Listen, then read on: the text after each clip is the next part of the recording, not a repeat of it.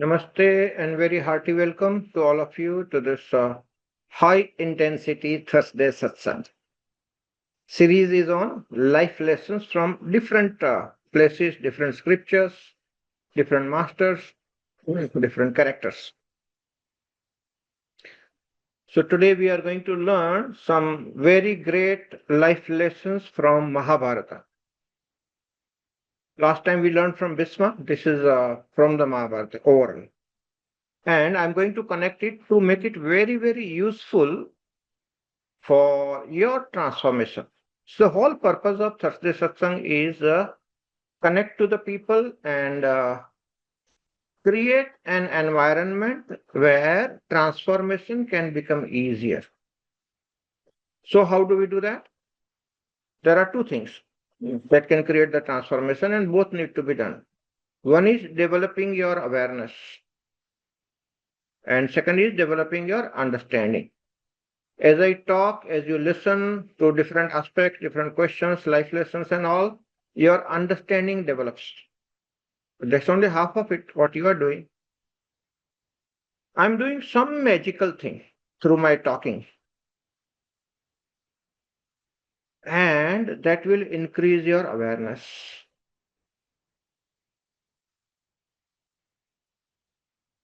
Do you see, I give conscious pause in which I'm aware. If you are also aware, my awareness will jump onto you, no matter where you are in the world. In the whole process, your awareness understanding develops and you will take off. Your PVF will increase. Now we are measuring the PVF properly. And those who know how to measure, you can see before satsang, after satsang, your PVF will different. At least 30, 40 points, 50 points, it will differ. So, when I'm talking, you listen properly so that understanding happens to you. When I'm not talking or give a pause, be aware. In that pause, something else is coming. What is that? You may not know, but for sure it's coming. That is the magical thing. My talking, any subject, any topic, doesn't matter really. What matters is our association. The energy will jump onto you somehow if you are ready to catch that. That is the purpose of satsang. And it can happen to anybody, anytime. Many new people have sent me the feedback. It's happening. Unknown people are able to tune. That's amazing. Known people are able to tune. That's understandable. Unknown people are also able to tune. Not only that, I've got a feedback, even not live. This video people have seen on YouTube and they also are able to connect. This is something extraordinary is happening for sure. So now that we know, let it happen more consciously. Okay, those who understand, let it happen consciously so that you know every time you are in satsang, something magical happens to you. And that's a take back home prasadam. That's the prasad of satsang. So modern technology makes it possible. You may be at your home, wherever you are in your world. Just connecting can create the magic. The magic will happen more if you keep your video on. I will tell you. Okay. So it's not compulsory. Those who are driving and all, please be careful. Okay. If you are driving, Manoj Thomas, you are driving, you can switch off your video, no issue. I'm not making it compulsory. Please be safe. See, if your video is on, if I can look at you, there is something called Shaktipat through Drashtipat. I've been using it online. Many people have got extremely good results. There is something called Shaktipat through Drashtipat. So if I can look at you, I can transform my energy to you. Some magical thing will happen. So those who can keep the video on, please keep it on. Those who are driving, please don't keep it on. Be safe. Drive safely. You reach home and then you start the video. No issues. Okay. So let's start. This was a preamble. I am sure you all of you understand and take maximum advantage of the satsang. Invite your like-minded friends who understand these things. Okay. All right. So life lessons from Mahabharata. Before I dive deep into the lessons from Mahabharata, let's understand few basic things. My master, Sri Dada Gavan, whose statue you see behind, used to say, all human beings are psychologically programmed biological robots. No freedom, 100% predictable. Psychologically programmed biological robots. That's how all human beings are. And that's why palmistry, astrology, numerology, all the divine sciences are working because human beings are predictable through their patterns. And patterns can be known through astrology, palmistry, many divine sciences are there. So, really speaking, this statement is true. Human beings are psychologically programmed biological robots. So, this psychological programming is happening since childhood. The first programming that happens is parental conditionings.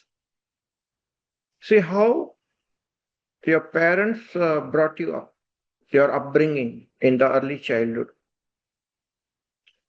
First 2 years, 2 to 3 years, is maximum programming that happens. You learn your mother tongue. You learn the accent from your mother. You will talk in a certain language, certain style. All that programming happens from the parents, especially more from the mother. Whether you got loving touch or not in the first 3 years of your life will define whether you are a juicy person or a dry person in your life. Tremendously significant. All the parents give lots of hugs and kisses to your children up to 7 years. They need. So when they experience a lot of love in early childhood, they become juicy people when they grow up. Those children who don't get enough love, care, attention, okay, somehow they feel something is empty in their life. They don't understand. But this is all the part of upbringing. Now the scientists are proving it with the science. So the first thing is the parental conditioning that happens from the parents. Second thing, you go to school, so educational conditioning happens. Your education is conditioning you. Which branch you are in, that will conditioning you. Engineers behave differently, doctors behave differently. Doctors who are specialized in different pathies, like say homeopathy person will behave differently, allopathy wala behave differently, Ayurveda wala will behave differently, and they look at the same issue differently. Say you are not well. You go to allopathy, he will tell you certain things, certain reports, tackle it his own way. You go to Ayurvedacharya, he will listen to everything that you say, but he doesn't believe in anything. He believes only in Vata, Pitta, Kapha, what is the unbalance and how to balance. That's all. Ayurvedacharya will not listen to your story. He only does one thing. Where is the unbalance and how to balance. So he will do everything just to balance your Vata, Pitta, Kapha, and you become all right. Homeopathy wala will look into your patterns because homeopathy is all about pattern. So they will go into the detail. Okay, what happened? Which one this thing? Okay. They ask you the question, do you like the hot drink or do you like the cold drink? They try to understand your prakriti through the questioning. Oh, they don't offer you the cold drink or hot drink. They just ask you. That's just for the asking purpose. Okay. So homeopathies are like that. And they ask you lots of questions. And they try to understand what is your prakriti, what are your patterns. Through that, they will give you some medicine, minor doses, and suddenly you become okay. So every pathi is tackling the same issue. You have same issue. They will all tackle in a different manner. Why? Because their educational conditioning is different. Allopathy's educational conditioning is different, homeopathy is different, Ayurveda is different, Unani is different. Vaidharaj will do differently, specialist doctor will do differently, surgeon will do differently.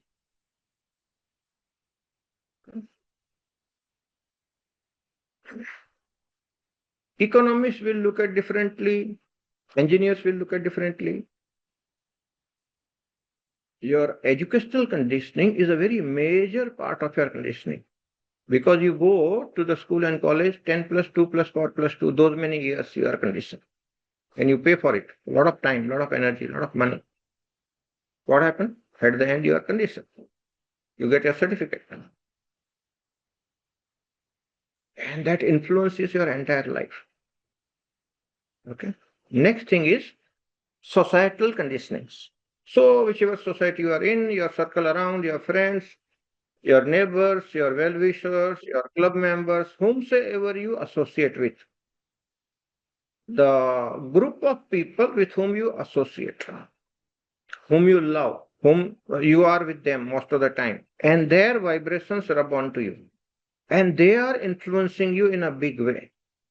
You try to be like that. That's what normally happens. So if some people are drinking and if you start liking them and you go into that circle, you will also start drinking. That's how normally people start drinking. Their vibration influence you. Some people are smokers, you go to the smoker club, you are not smoker, but their vibrations will come onto you, you will start smoking. Some people don't enjoy this smoking, drinking, they go to satsang. Satsang vibrations will rub onto you, you will become satsang. Whosoever you associate with, their vibrations will rub onto you and you will become like that. Okay? We are not talking about good and bad. We are talking about normal science. संगत की असर कहते हैं इसको हिंदी में, संगत की असर, the effect of the company. Okay, and that is what influences you in a big way. A disciple in a Zen monastery asked a question to the master. Today, two of us were walking and we were discussing, we were not sure about what is the answer of it. Okay, master says, okay, what's the question? He says, what is important? Is the journey important or the destination? Where should be the focus? Shall we focus on the moment-to-moment journey? Or shall I focus on to the destination? What is important? What is more important? Journey or destination? Master said, no, neither journey nor destination. Your company is more important because your company influences you. Journey and destination will be anyway taken care. But with whom are you? Those vibrations are going to rub on you. Whether you are going to enjoy the journey or not depends on with whom you are. How good is your relationship? This is the journey of life, my dear friends. The journey is important, the destination is important, that will anyway be taken care of. But what is your company right now? Those people around you with whom you are having this life journey, their influence on you is much more than what you imagine. And the science is proving this thing. In my relationship workshop group, I have posted the scientific research and article. It's available freely on my website also, on my blog post. See, there was a university research done for what adds to healthy living and longevity. Good health right until you die and live long. So they have defined it lots of parameters. After 100 years of research, almost 100 years about to be over, the research is still going on. What they found, people who have very healthy and loving relationships, they live healthy, they live long. So the number one criteria for your long living, healthy living is your healthy relationships. That's your company, my dear friend. That's the very most important thing. That's what the Zen master replied. It's neither the journey nor the destination. It's the company that matters. So if you're in a good company, healthy company, happy people, you will live healthy, you will live long. because you are enjoying good vibrations of the people. But if you are abusive relationship, if you are toxic relationships, you are irritated, you are angry all the time with the people, something is bugging you all the time, you are not happy at your home, you are not happy at your office, you are not happy in the workplace, definitely 10 to 20 years of your life is taken away by your unhealthy relationship. The research shows that people having unhealthy relationship fall ill more often and they reduce their life because the death urge is very high. When your relationships are not healthy, there is something called death urge. What is the death urge? Your subconscious mind says, I'm not enjoying, so I want to die. And when the death urge takes over, people actually die. So the real reason for the death urge is unhappy relationships. Something is bothering you, something is troubling you, that develops the death urge, and it is the death urge because of which we all die. So I'm sure all of you understand that vibrations of people rub onto us. Whose company you are, that's the most important thing. If you are in a good company, happy company, loving company, those people who give you positive mental strokes called glitters, if you are in that company, at least 20 years you will add to your life, and that life will be healthy. You will not fall sick. If you are with the people who are irritated all the time, who are abusive, who give negative triggers to you all the time, 20 years less living, more often diseases. Immunity reduces. Any disease will catch you. Why? Because your vibratory levels are low when people give you negative triggers. So negativity influences, positivity also influences. Negativity influences negatively, cuts down 10 to 20 years, makes you fall sick more often. Positivity influences you positively, adds 10 to 20 years to your life, and you will be healthy until the death. This is the scientifically proven experiment. You can Google it. The effect of relationship on health and longevity. The whole research paper will come out. Very detailed things. Research shows properly. And the university research is still going on in USA. It's still continuing. They are checking how long people are able to live. So all those classmates, who were selected, those from the same batch in the college, whose relationship were good, they were healthy, they pulled on. They are still on. They are still alive. While some people whose relationship were not good, they died. And they had a lot of diseases and troubles. So scientifically proven through the survey. Extraordinary things. What we are talking about? Societal conditioning. People around you influence in a big way. That's called societal conditioning. Whether that conditioning is good or bad depends on what kind of society you are living in, what kind of people are there around you, what kind of clubs you are joining, how the club members are. What is it that is rubbing onto you? How you are influenced?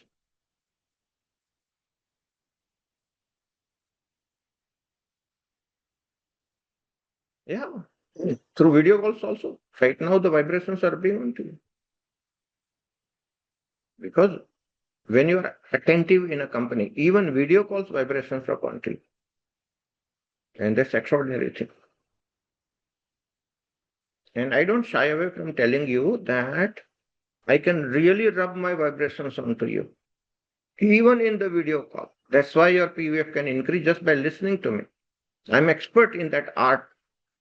What is the art? Rubbing the vibrations online. Yeah, possible. Okay, now we have the measurement. So I'm telling you scientifically proven things. We have done it. We did one experiment with Brahm Prakashji in Tuesday gatherings or Wednesday, whatever the gatherings are there, and unknown people. Okay, all his people who is known to him, not known to me. We did an experiment. I did Shaktipat, and people did get it online also. And afterward, when people saw that video, even through the video, they were able to get the Shaktipat. Shaktipat is possible online. We have already tried it with more than 300 people's feedback. It proves that people are able to get Shaktipat online. Okay, that's what I say. If your video is on, the magic will be more. If the video is off and you're listening, if you're connected, the magic will be still there. But if I can see you, the magic will be much more. That's how it works. So, first is what? Parental conditioning. Second is educational conditioning. Third is societal conditioning.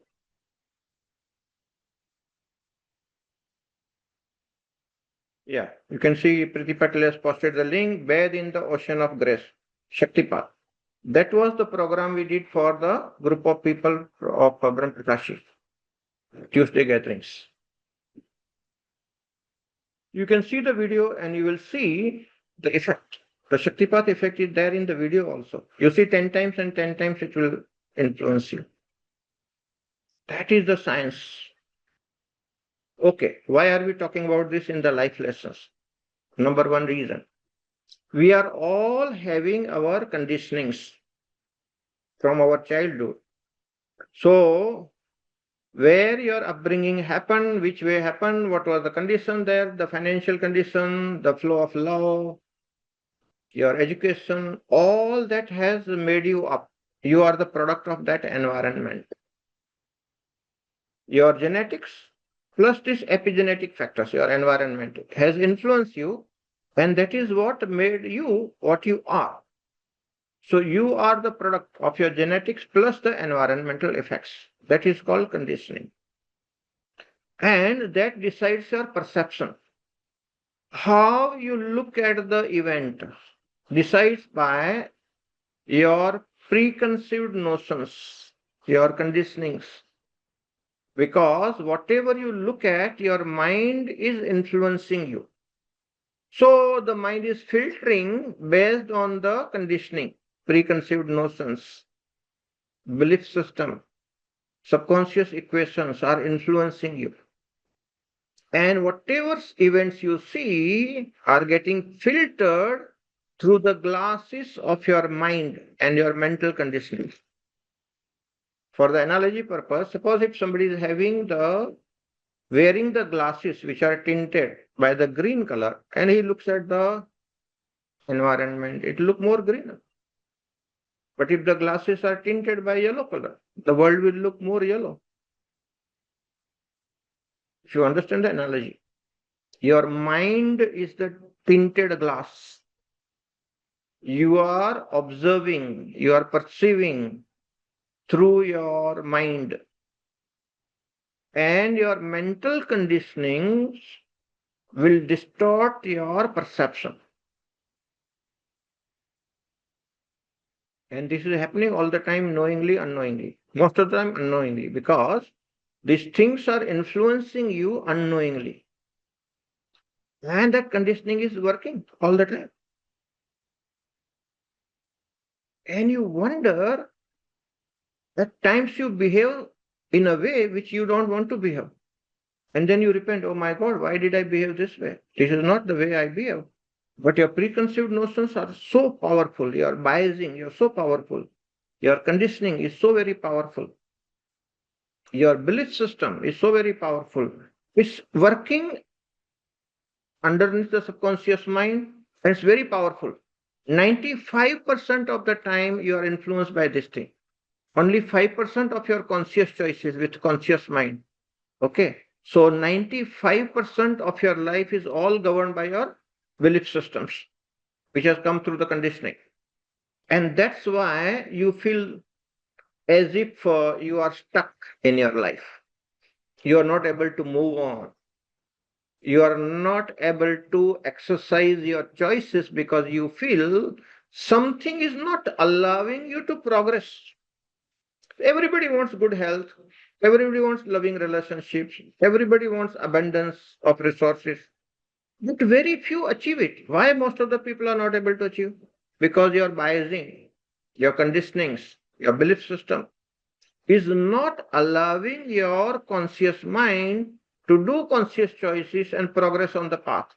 Somewhere you see what you want and what you get. There's a big difference. And that difference is because of your belief system, your conditionings, your preconceived notions, your subconscious equations.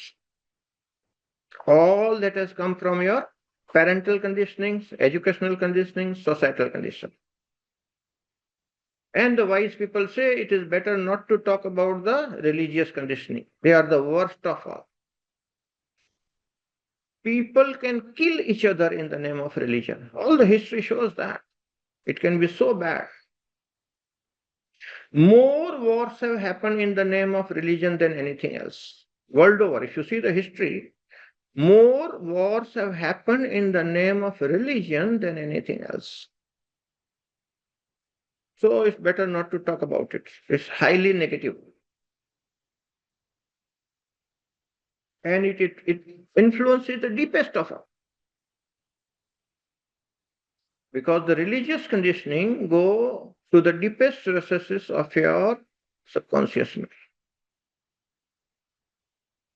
And then we are all carrying lots of garbage from our previous lifetimes because we have evolved through many, many lifetimes. So our soul has learned from many life experiences in different lifetimes. All that also we are carrying. And the soul has evolved through the mineral kingdom to the animal kingdom, to the vegetable kingdom, to the animal kingdom, to the human kingdom. Which means if somebody does the past life regression, you will see many past lives of human kingdom. And then if you go further down, you will see your animal lifetimes. If you go further down, you will see a tree or vegetable kingdom. If you go further down, you will see a mineral kingdom. Maybe somebody was a metal, somebody was a diamond, somebody was a crystal. All those tendencies are there in us. Say, if you had been into the lion's body in the animal kingdom, you will be carrying few tendencies of the lion even now. If you had been into the cow's body before shifting to human kingdom, you will have some tendencies of the cows even now. Okay? And this is scientific. Science says every man, whether man or woman, every man has some animal. Some animalistic instincts are there. From where have they come? Because we have evolved through them. We had been animal, maybe few thousand back. In some lifetime, everybody has come through animal unit. And those animalistic tendencies are still there.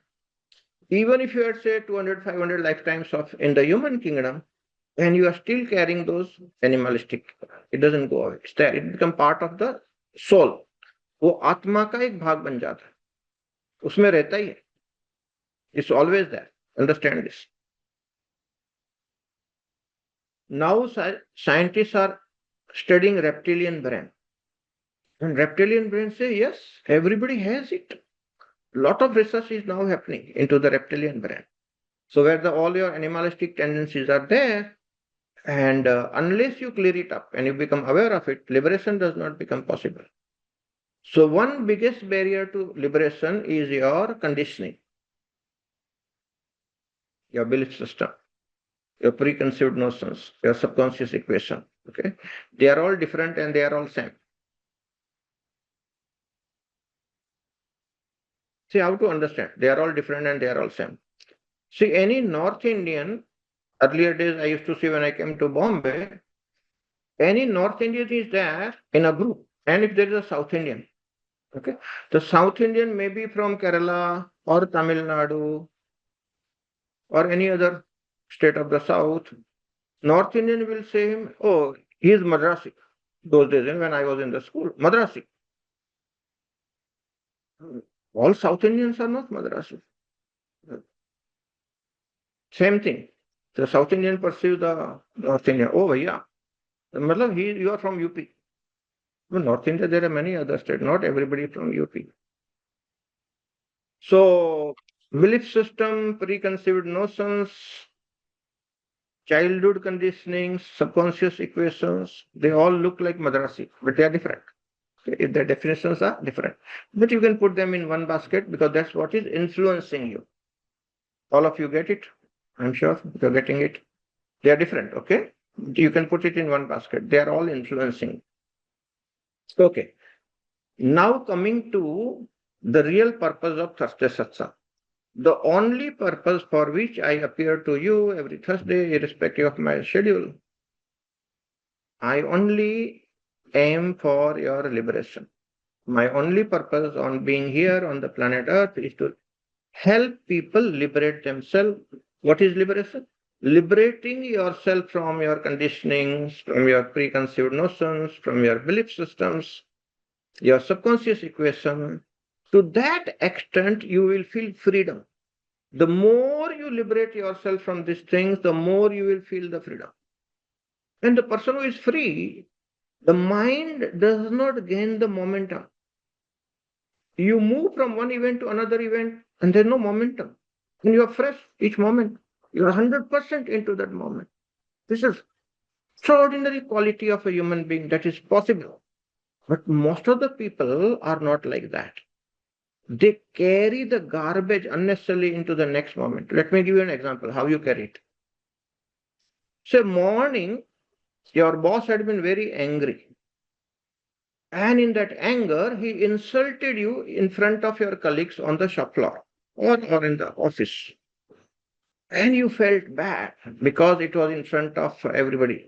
He fired you, he insulted you in front of her. And full day in your mind, you'll be thinking, why was it that way? And the night time will not be able to see. And the next few days, you'll be thinking, which means what? Just one insulting sentence from your boss, and you are carrying that insult for next few days. Sometimes it goes deep into subconscious. You start disliking that person. And you start disliking any other person also who looks like that person. To that extent, it influences your subconscious. Because there's no freedom. We're taking it too personally. See what happened to enlightened being. Somebody said something, no personal thing, that's your opinion, and move on. 100% into second moment, third moment. Juiciness.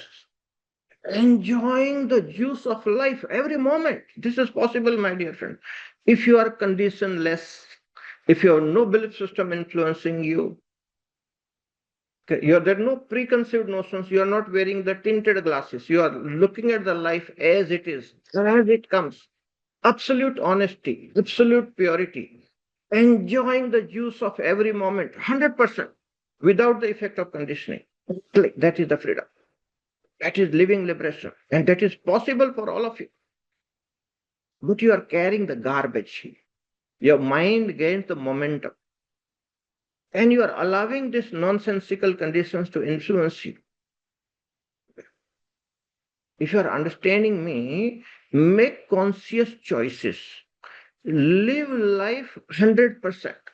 Every moment.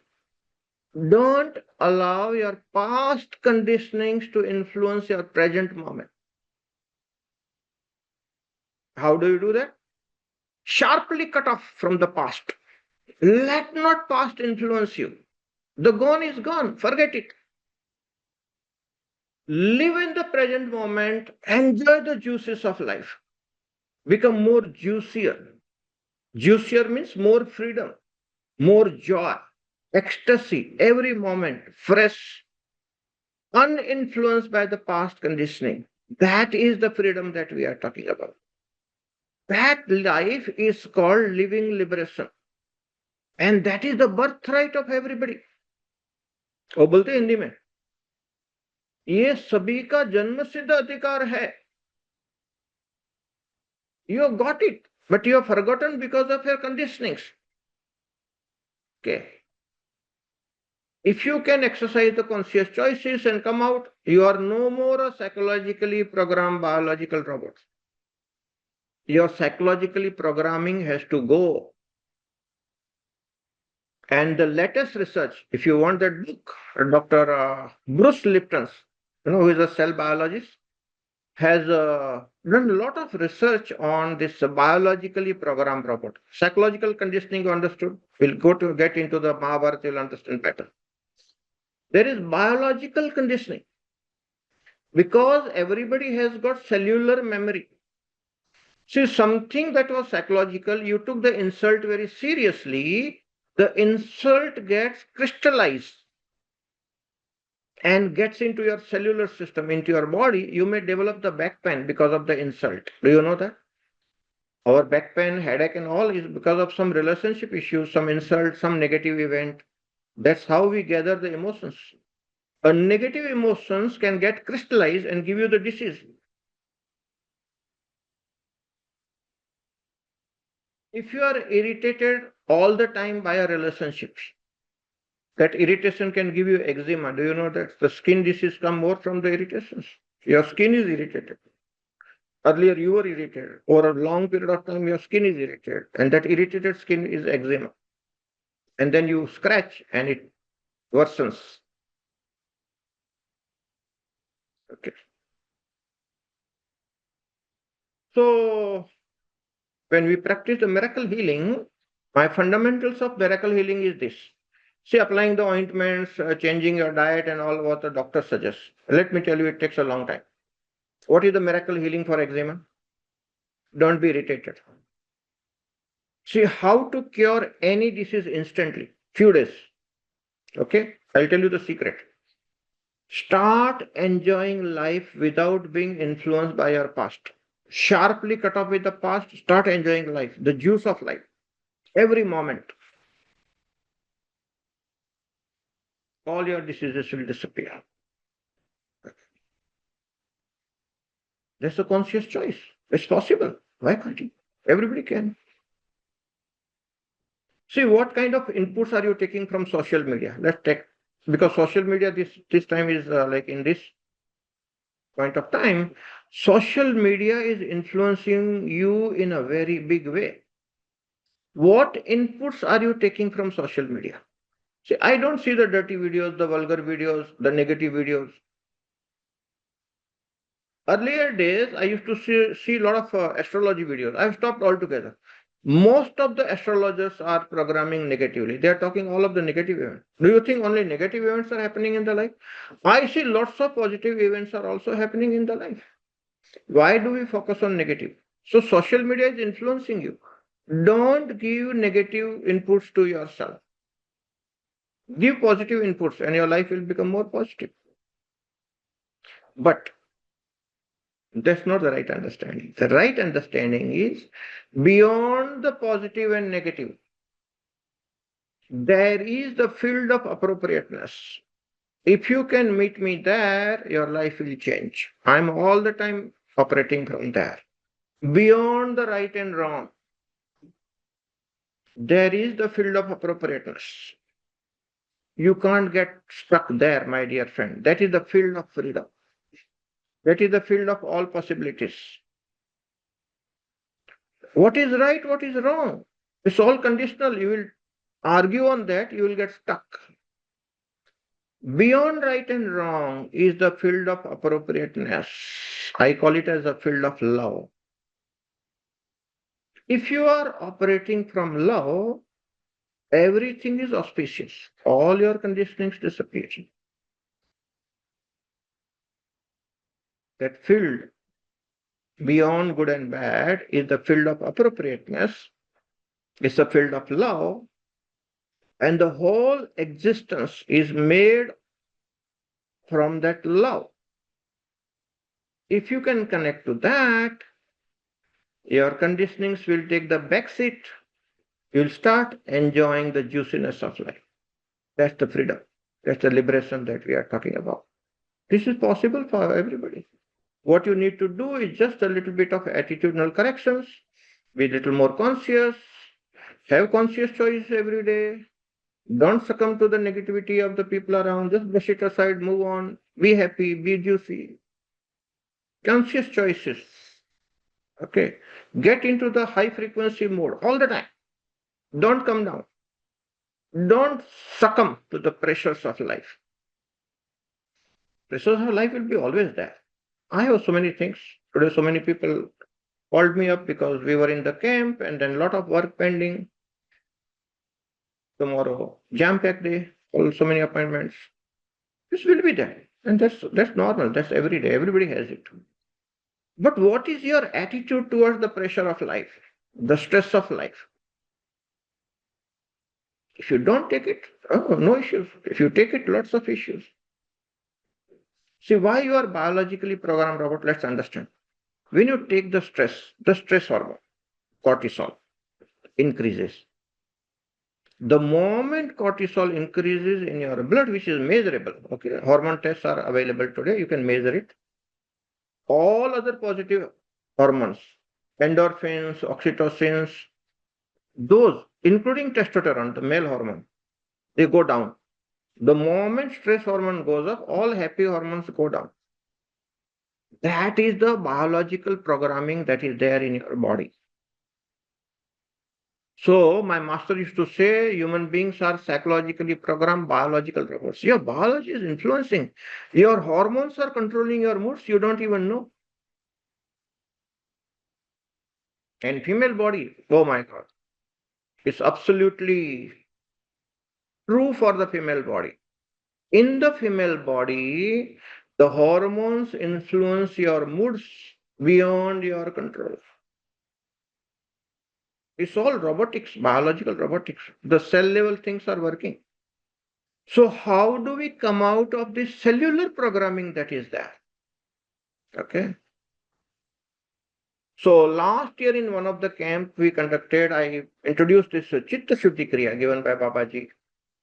Chitta Shuddhi Kriya will eliminate your cellular programming big way. You can actually come out of the effect of your cellular programming. You will no more be a biological robot if you do Chitta Shuddhi Kriya.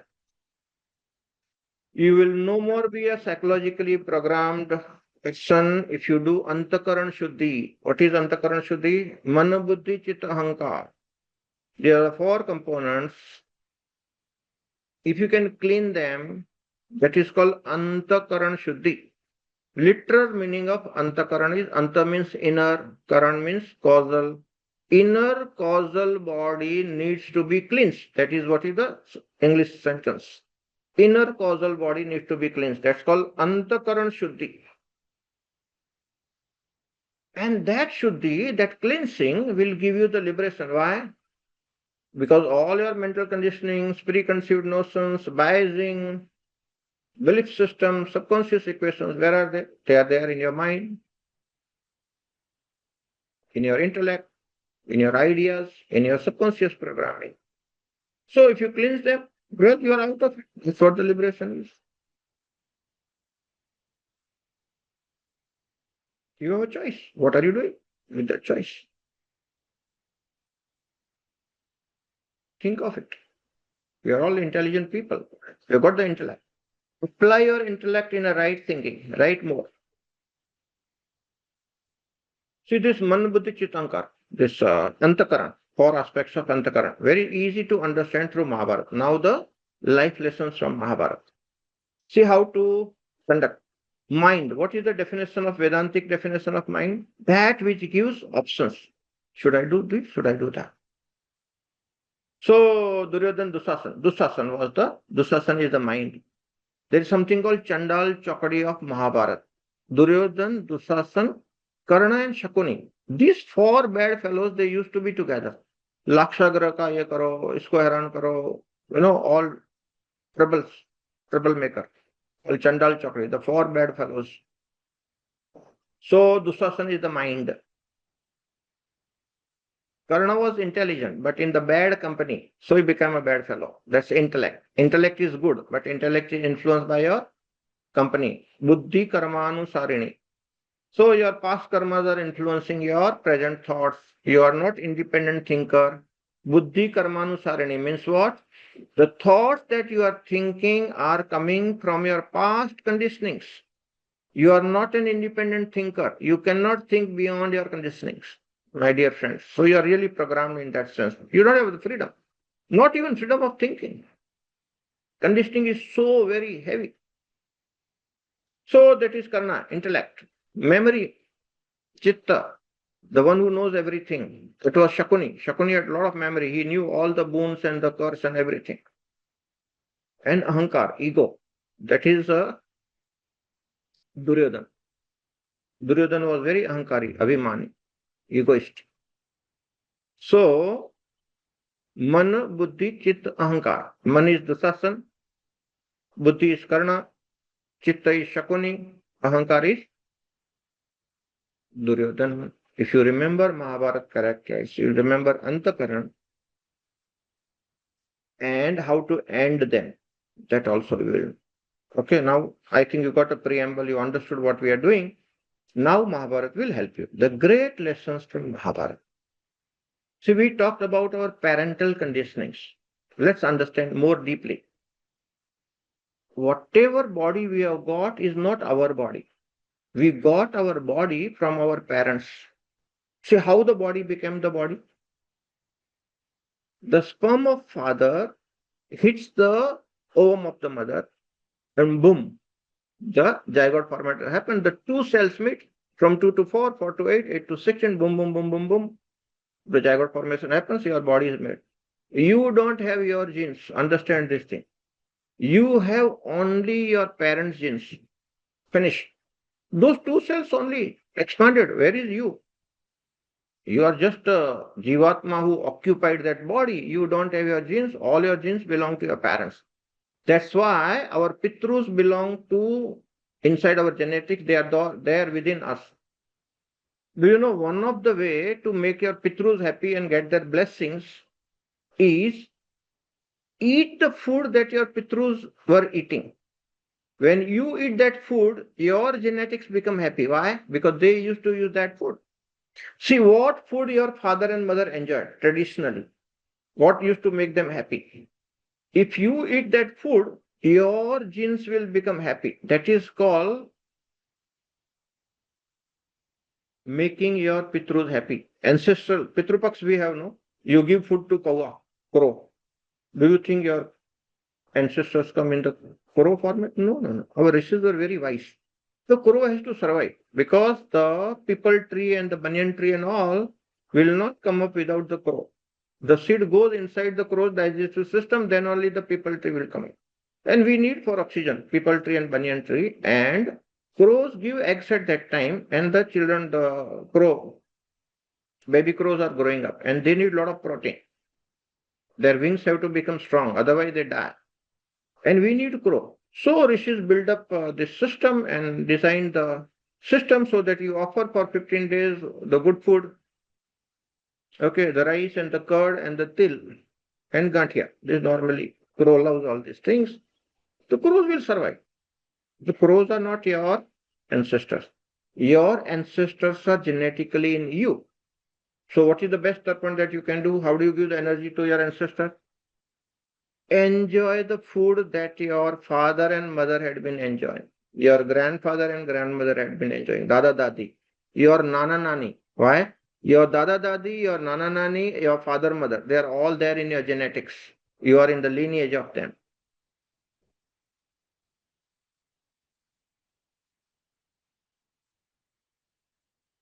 If your genes become happy, that is another miracle. You will become happy and healthy. Do you know? If your genetics are happy through the food, suddenly you're healthy, your body will become healthy, your mind will become healthy. Suddenly you'll feel as if your energy has shifted. Try it out. What your father enjoyed in his childhood, what your mother enjoyed eating in her childhood, those conditionings are also there biologically coming to you, and that's there in your cellular system.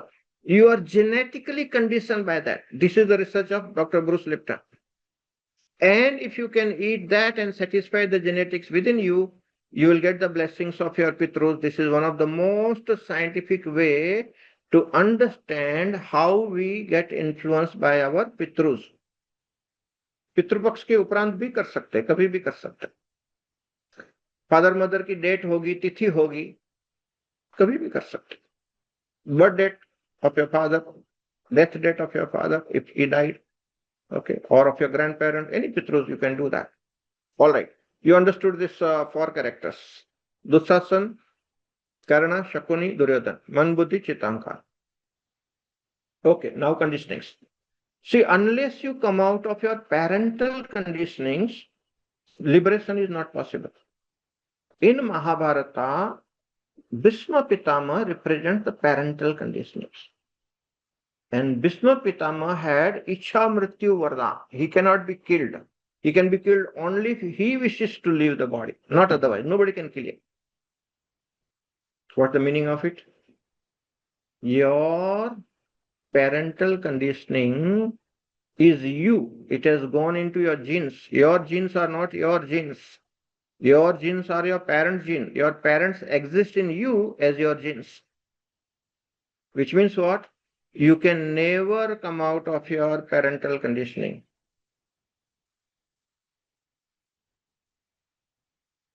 Bhishma Pitama cannot die. No matter what Arjun does, Bhishma Pitama cannot be killed. Then what can be done? You still have to come out of your parental conditionings. No? तो बोलते हैं भीष्म पितामह को बाण सैया पे सुला दो. Make him sleep on the bed of arrows. That's what you can do.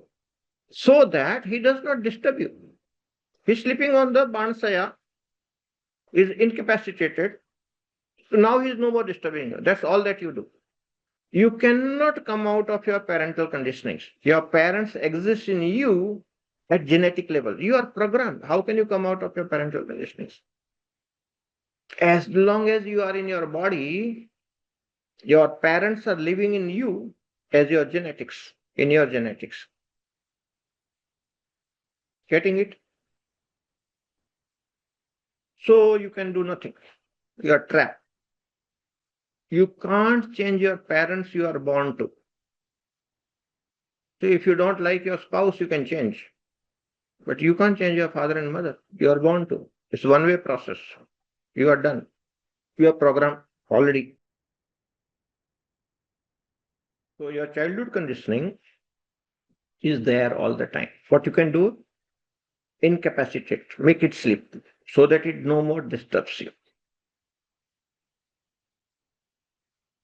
How do you do that? You do it by understanding. Don't fight with your genetics. Understand. See how your genetics is influencing you. Let me tell you the latest research. We all believe that our genetics influences you. And that is true also. Not that the science is wrong, science is true. But more than that, there is another science which is making waves these days. The science of epigenetics. What does it say? Your environment is influencing you more than your genes. That is the epigenetic understanding. See, there was one experiment done. The stem cells were put into the 3 petri dishes.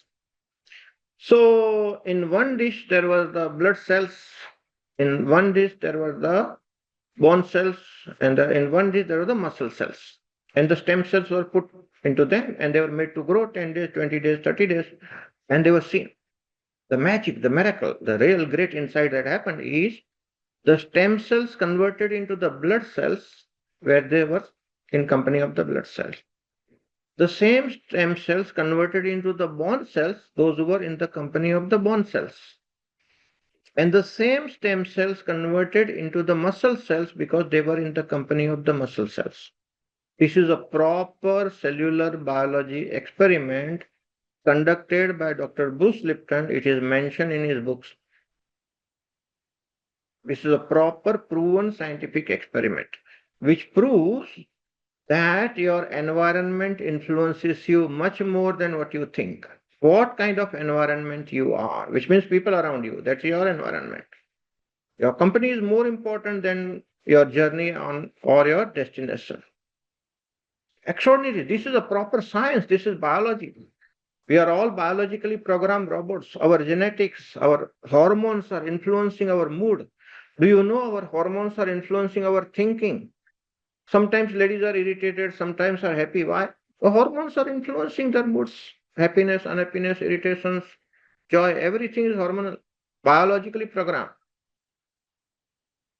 Do we have the choice to change the biology? Yes.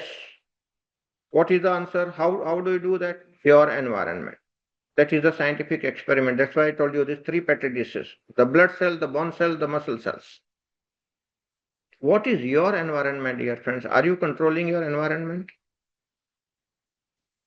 Karna was obliged by Duryodhana, the obligation of the friendship. He made him Angaraj by giving a small piece of land, and Karna obliged so much so, and he remained in that bad company. The cells which remain in the company of the muscle cells, they become muscles. The bone cells will become bone cells. You will become what company you are choosing. Okay. So Karna, even though he was a Kunti Putra, Surya Putra, Surya and Kunti, but he was in the bad company, so he became a kind of a Kaurava. But he was a Pandav. He was Surya Putra, he was Kunti Putra.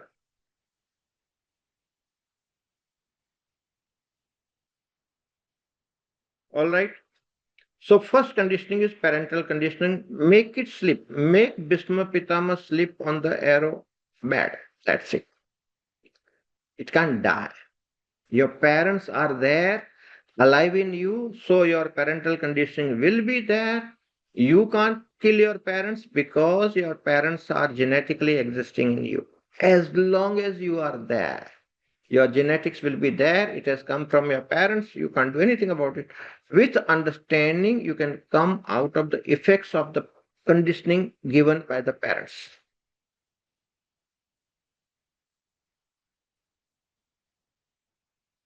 See, your mother says, you are a 2-year-old child. Don't do this mischief. Otherwise, police will come and take you away. So the fear of police is created. And as a child, you believe. And then when you see actually police, you are afraid of it. Why? You feel he'll take you away. But that's not the case. So how do you come out of it? Just by understanding. Oh, my mother told me maybe because of she wanted me to behave in a certain manner. But that's not the right thing. See, I do a lot of couple counseling. More than 15,000 couples counseling I have done in last 35 years. I'm a professional couple counselor, sex counselor for last 35 years. A very strange case came to me. Listen carefully because this is all your biological programming. One lady came to me for counseling with her husband because even after 10 years of marriage, she wouldn't allow her husband to touch her. Legally married husband. She would not allow him to touch her. And it became a problematic because they were on the verge of divorce and they came to me for counseling. You know what was the reason? In the childhood, her mother had told that don't allow any man to touch you. And this programming went so deep and she took it so seriously that programming continued and she wouldn't allow her husband to touch her. All of you understood this? So our childhood conditioning can be so bad. Okay. Because we consider as a child, whatever inputs come to you, you take it as a Brahma Vakya. And it goes into your subconscious and it keeps on guiding you all along. So you are guided by your parental conditionings most of the time. How do you break through? Because some conditioning may be good, then there is no issue. But some conditioning may be very detrimental to your life. Understand and come out. Simple. Through right kind of understanding, you can come. You can't kill your parental conditioning. Bhishma Pitama cannot die. But at least understand and consciously see that your childhood parental conditionings are not influencing you badly. That much understanding you should have. हाँ mummy ने कुछ बोला था childhood इसमें ठीक है बोला था तभी जरूरी था now I don't believe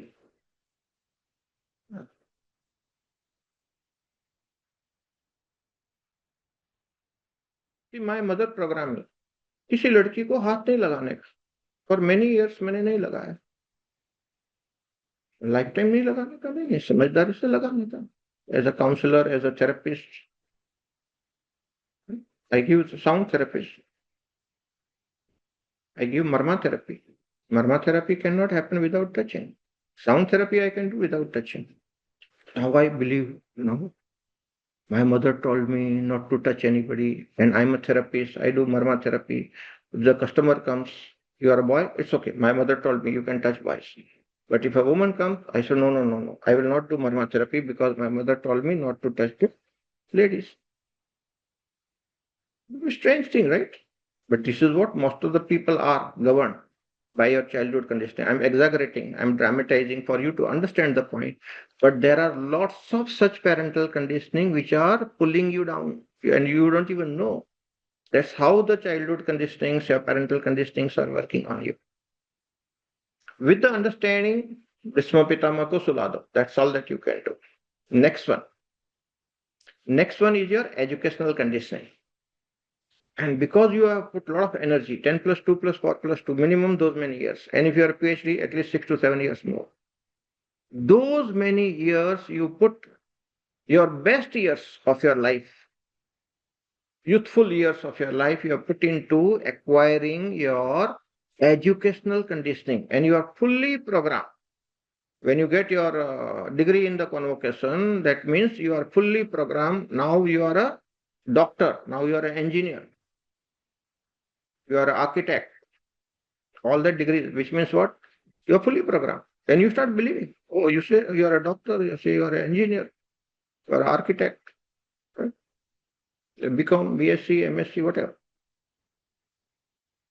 Your degree is your educational programming. And the first head, the Kaurava Sena was Bhishma. When he was incapacitated, sleeping on the Bansaya, the next head was Dronacharya, and he was a great warrior. It was a Dronacharya who taught all Pandavas and Kauravas. Now you can't defeat the teacher from you have learned, because teacher knows more than you. But Arjun was one such person who knew everything that Drona knew, and Drona was very happy to teach because he was one of the best students. Teacher is happy to teach when a student is ready to grasp and extract from the teacher. And Arjun had that capacity. So he learned everything, including the Chakravyuh technology. And it was impossible to defeat the Kauravas when Dronacharya was the head of the department, the head of the Kaurav Sena, Senapati. Dronacharya जो सेनापति थे तो पांडवों की capacity नहीं थी कि उनको हरा सके. So you are trapped in your educational conditioning. Most of the people are trapped in their educational conditioning.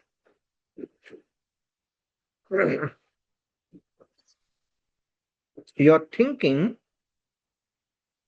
is influenced by your education. And you can't think otherwise. Your education is going to influence you.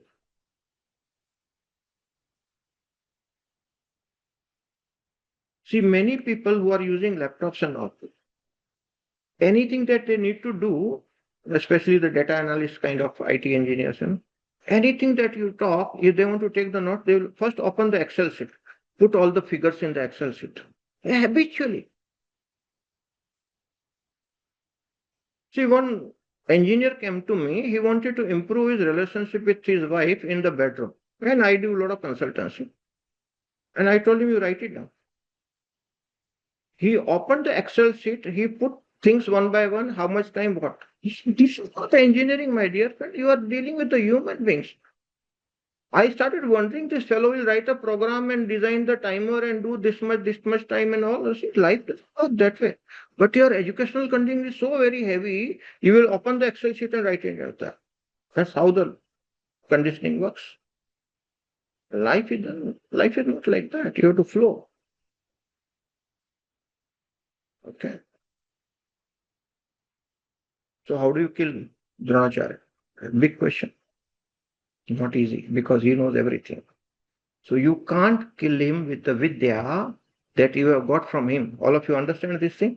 Very difficult to kill Dronacharya, because whatever astra you have, whatever tricks you have, he has more than he is your teacher. You can't kill a teacher. But there is a way. And only Krishna knew that way. Krishna was absolutely aware person. Master strategist. So he said, you can't kill Dronacharya because he knows everything.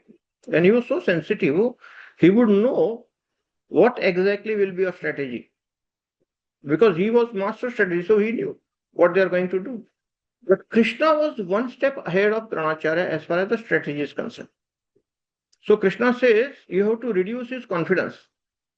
Then only you can kill him, otherwise you can't. So how do you reduce the confidence? But he was very attached to his son, and his son's name was Aswathama. Now Aswathama was Ajar Amar, can't be killed. And Drona knew that his son is Amar, immortal. Even then, Krishna created the trick. There was an elephant by the name Aswathama. And he told Bhim, Bhim was very good at it, So he said, you, with your gada, you kill that elephant by the name Aswathama. And Bhim understood. He said, yeah, this is part of the strategy. So he throws his mace and kills that elephant by the name Aswathama. Aswathama was the name of the elephant. And Krishna very consciously spread the rumor that Aswathama got killed. Aswathama hatayate. It was the rumor spread by Krishna in a very strategic manner. And somehow, in few minutes' time, the rumor reached to the Dronacharya. And Dronacharya stopped fighting and he came to know whether it is really true or not. But he could not see Aswathama anywhere. So he asked Bhima on the way, did Aswathama? Bhima said, yes, Aswathama died. He met Arjun on the way. He did not fight. He said, did Aswathama get killed? He said, yes. Everybody says so. But you see, your teacher knows you maximum. And he didn't believe. Bhim and Arjun and all can tell lies. He knew. Strategic lies. But he knew one person. Yudhishthir cannot tell lies. In his lifetime, he had never said lies. So to confirm, he takes his chariot in front of the Yudhishthir. And he asks, Yudhishthir, this is true that my son Aswathama died? And as per the instruction of Krishna, the greatest strategist, he said, yes, Aswathama hatayate. But he was never to talk lies. So in a very low tone says, Narova Kunjaro, whether man or elephant. But that Narova Kunjaro was not heard by Dronacharya. He just heard Aswathama hatayate, so Aswathama died.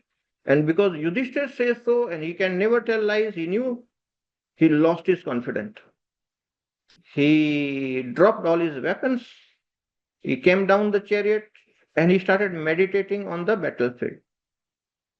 And the Senapati of the Pandav Sena was Drushtadumna. And his mission was to kill Dronacharya. So he came out, pulls out the sword, chops off his head. Arjun was watching all the Pandavas. The most beloved teacher was killed by the trick played by whom? Krishna. There was no other way. So, if you are in touch with a master, with your master with the trick can remove your educational conditioning. Otherwise, impossible for you to come out of your educational conditionings. So, being in touch with the spiritual master like Krishna can help you to come out of your spiritual conditioning or your educational conditioning. It's very difficult to come otherwise. So, you can't kill Bhisma, make it incapacitated, let him sleep on the bed of arrows. Kill the Dronacharya. Your educational conditionings through trickery, high strategic trick. That's how you can kill your educational conditioning. You can come out of your educational conditioning, but difficult. Okay? If you understood the Mahabharata, it will help you. Meditate over it, contemplate, slowly you'll understand. See, I am an engineer. I used to be. I have no engineering conditioning now. I am more of a therapist because I do therapy, sound therapy, Marman therapy. My engineering conditions are gone. Educational conditionings are gone. More or less, my parental conditionings are also gone because very consciously I had been working to come out of all kinds of programming so that I can experience the freedom. It's a long-term plan, okay? You can't do it in one day. You have to work on it consistently. And slowly you'll be able to come out of your programming. After Dronacharya died, Karna became the head of the Kaurav Sena. Karna, obligation of the friendship, society. That's your societal conditionings. And he was also a very difficult opponent. He was more powerful than Arjuna. And Krishna knew this thing. So one after another, very, very difficult opponents coming. But Arjuna being in the company of Krishna was the greatest advantage that he had. And Krishna knew all the strategies, all the boons, all the curses, everything. One Krishna was enough to turn around the war outcome. So now how to kill Karna, the societal conditionings.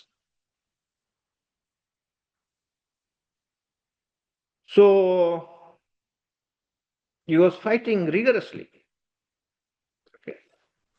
But you see, his Kavach and Kundal were taken away by the trick by Indra.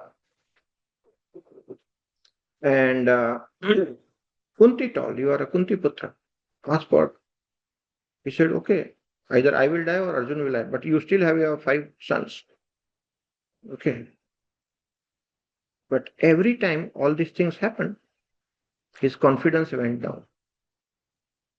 So, to come out of your societal conditionings, anything that you associate with, your confidence should be hit. Instantly will come out. And your boons and curses, which means your karmas. See, Karna had a curse given by a Brahmin that whenever you are in a deep trouble, whenever you want it, your wheel of the chariot will get stuck in the earth. And that's exactly happened. He came down to pull out the wheel and he was not having the weapons. So Krishna says, Arjuna, kill this fellow. He's not aware. But Arjuna says, no, this is not the system of the war. I can't kill somebody who is not having the weapons, who is not on the chariot. See, Arjuna was a low EQ, low SQ fellow. What is EQ? Emotional quotient. What is SQ? Spiritual quotient. Krishna was a high EQ, high SQ person. High SQ means law making, law breaking intelligence. So Krishna knew the laws and he could break the laws and he can make the laws. So he was master in every sense. So to convince Arjuna, he says, you see, your son Abhimanyu died. All these fellows that trapped him in the Chakravyuh, do you think they did as per the rules? He said, no.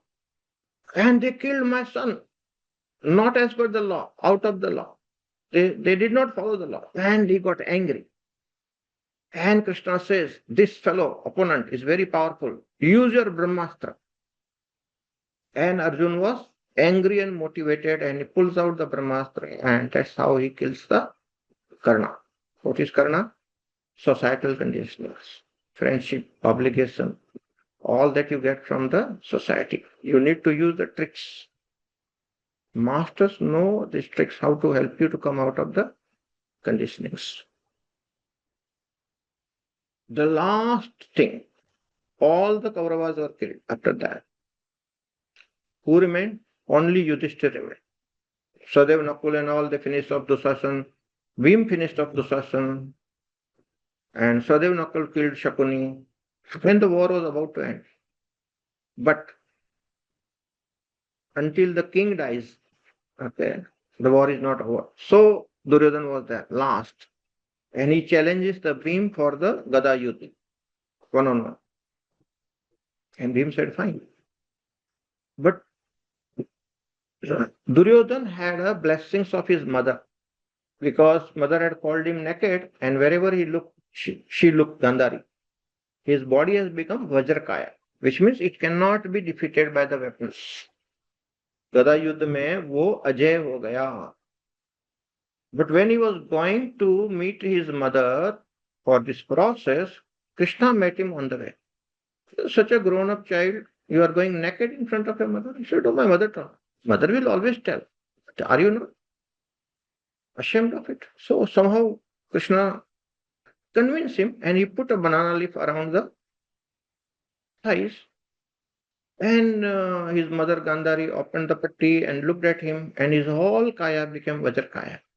but only the thighs portion had remained weak. So that's what he could not see.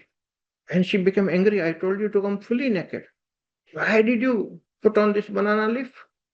He said, I met Krishna on the way, and he told. And she knew. This is a mischief by the Krishna, because Krishna was Antaryami. He knew what is going to happen. And he said, my dear child, your thighs have remained weak because you did not follow my instruction. But he says, don't worry, mother. In the Gada youth, you are not supposed to hit below the thighs, only the above. The upper portion is fine, so I will anyway manage. And the Gada youth started, and Duryodhan was winning.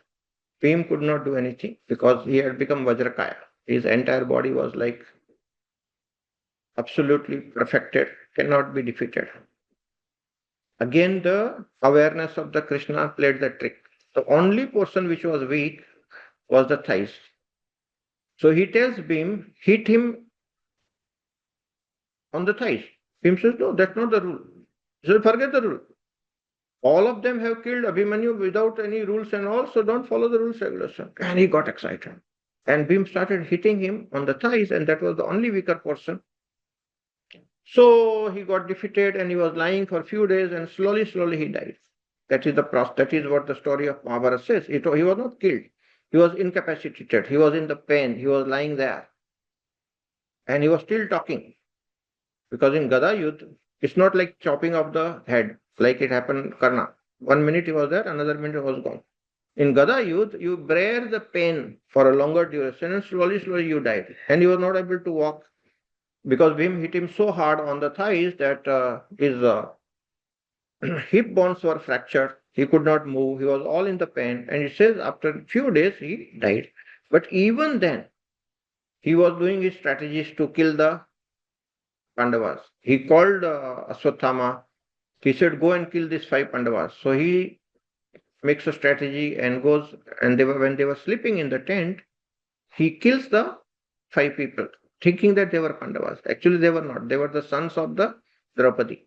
So one night, he killed 5 sons of Draupadi, and Draupadi also had a big shock because her children died. But they are not Pandavas. All the strategies Duryodhan was doing when he was in the pain, before dying. But he died. Okay, this is the story. Now let's understand the analogy. Every human being has an ego. Duryodhan represents that ego. And the ego dies slowly. And to kill the ego, you should have the tricks of spiritual intelligence, law-making, law-breaking intelligence. If you abide by the law, ego will not die. So you have to grow into the spiritual intelligence. You have to increase your SQ, spiritual quotient, and use the tricks. Only then ego can die. High SQ person is required for going beyond ego. And Krishna did that job. See, Bhisma was also high EQ, high SQ, very powerful warrior, very evolved soul. He was one of the Ashtabashu. Krishna was also high EQ, high SQ. But if you compare Krishna and Bhisma, Krishna was far more superior in EQ as well as SQ. Why? Because Bhisma Pitama took the oath and he could not come out of it. His own conditionings he could not break. Krishna also took the oath. What was the oath he took? He said, I will not touch my weapon. I will not participate in the war. But when he saw that the Bhisma is killing 10,000 warriors a day, and he said, this is not good. He will finish up the war. And Arjuna was not doing anything because he was seeing Pitama in his opponent. He was seeing the grandpa in him, not the opponent. And he knew that now I have to do something, otherwise the war will be finished. Bhisma was so powerful, he would have killed all the Sainiks of Pandava. He was killing 10,000 a day. So he comes out and he takes out the Sudarshan Chakra and says, now I'll kill you. And Bhisma was a very evolved soul. He knew that Krishna is a god, and if he kills, he will get moksha. And he folds his hand and comes down. Thank you for taking out your weapon. I'm ready. But before you kill me, tell me, I'm bound by my oath and I will be bound until my death. You also took the oath. Why did you break the oath? I know you must be having a great reason to break your oath. I have not found any great reason to break my oath so far. Why did you break your oath? Why did you take the weapon? Because you have decided not to do. And a person like you can't be cheater. I want to know what made you break your oath. Krishna says, I made the oath to protect the dharma.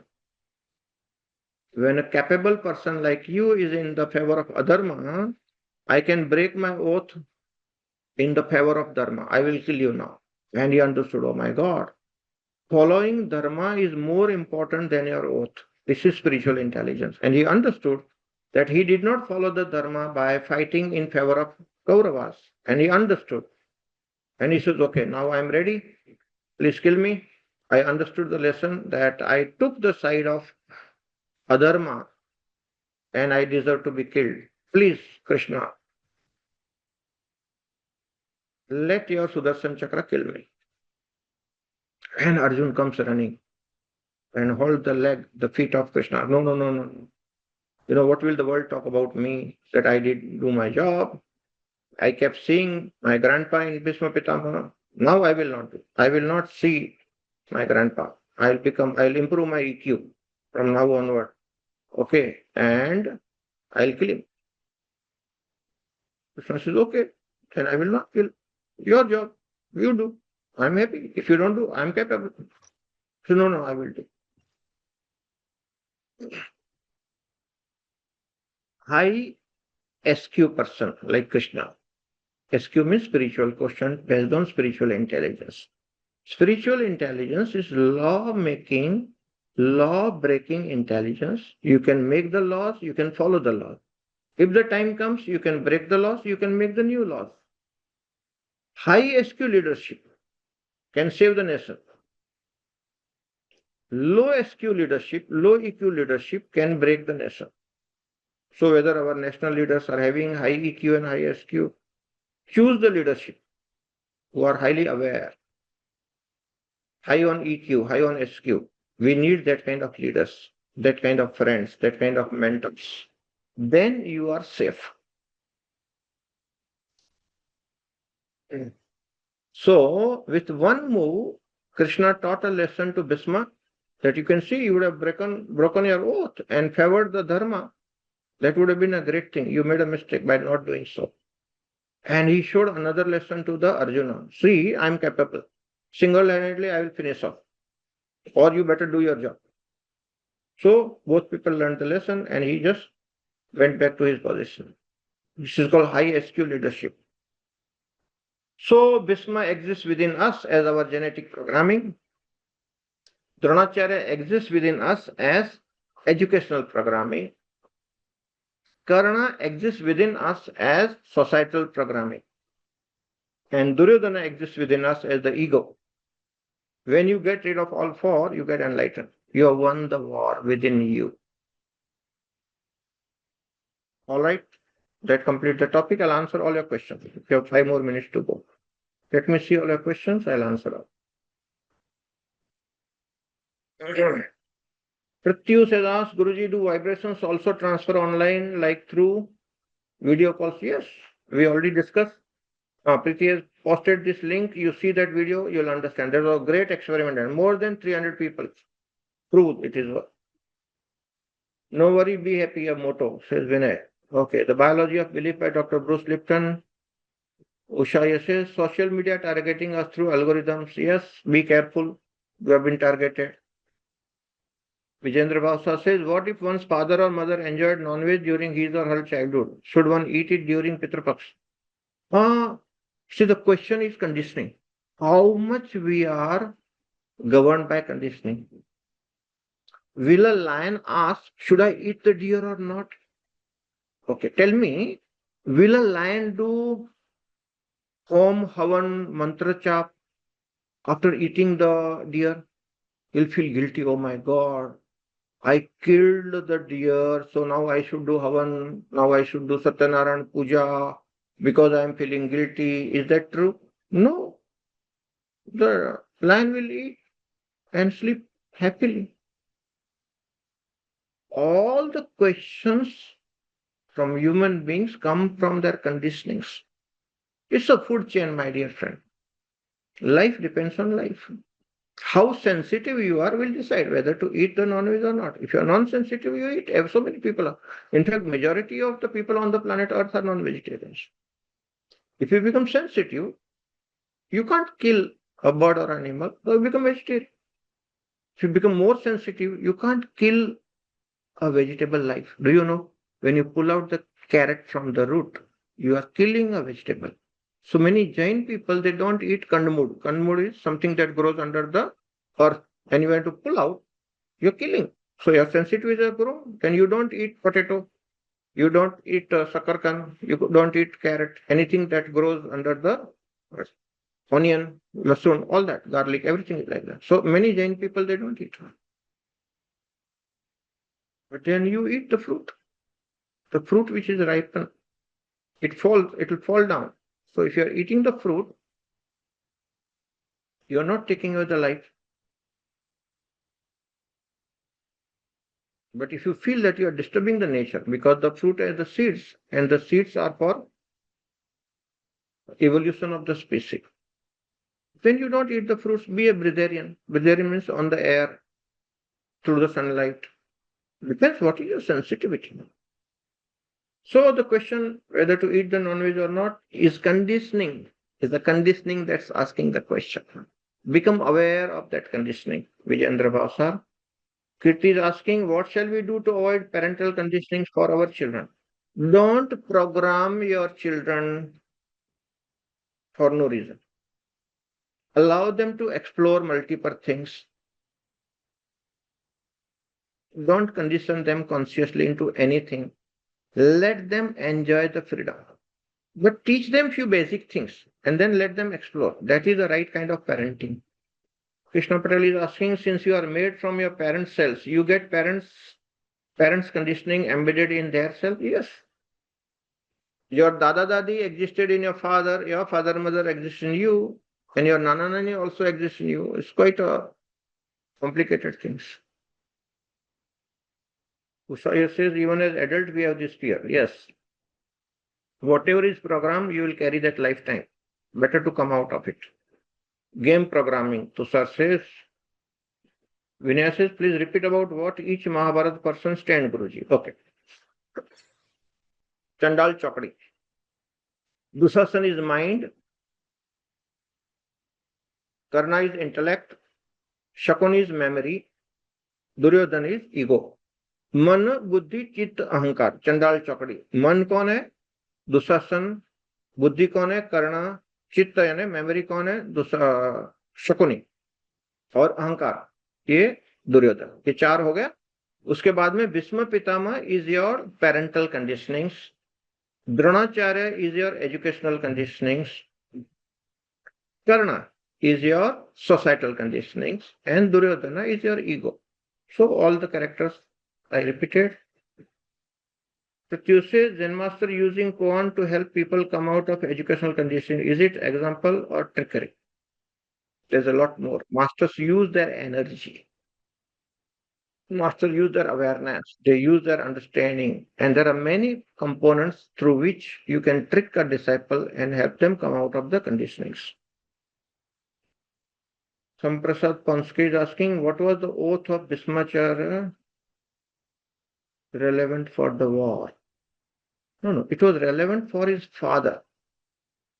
So that girl, father was in love with, that girl's father had put the condition that if you have the children, her children should become the king, not the previous wife. For that, Bhishma Pitama took the oath. It was not for the war. The war happened afterward, but he did not break the oath. That was his low SQ component. Vinayji asking, thank you very much for such a great analogy of Mahabharata with Kauravas within us. Thank you, Vinayji. All right. So all the questions answered. Thank you very much. Hope you are enjoying this high intensity satsang.